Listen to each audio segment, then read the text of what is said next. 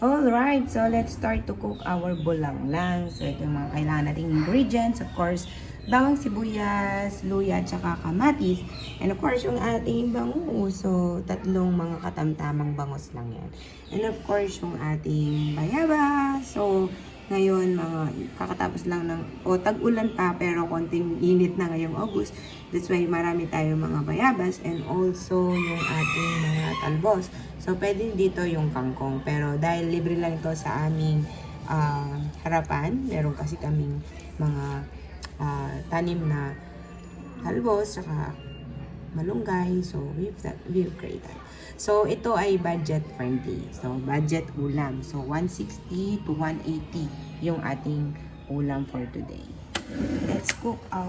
So, yung mister ko kasi hindi siya, so, yung iba, piprito ko muna before ko igigisa yung ating bulanglang bangus.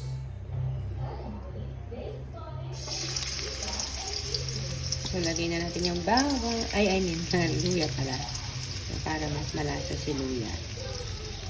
Yung bawang natin.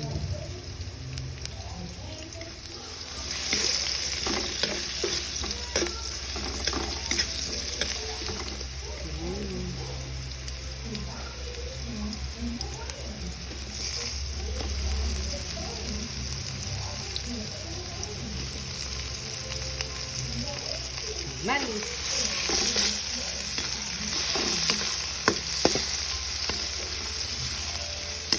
Hindi na natin lagay yung ating bayabas. So, tinanggalan na namin siya ng mga buto. Kahit water lang to kasi pinaganon ng bigas. So, meron siyang kulay white. Yeah. So, pakuluin lang natin siya para lumambot. And then, we will add our bangus. Add seasoning. Kumukulo na yung ating sabaw. We can put our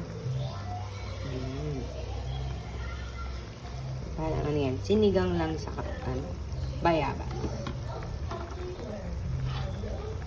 We can add salt na kasi dinagyan na natin siya ng seasoning. So, why seasoning first? Kasi matatansya mo yung alat. So, we can add little sauce kung gusto mo pa siya na magkaroon ng konting alat. So, almost, ito na yung ating, lagyan na natin yung ating talbos pala kangkong. Talbos.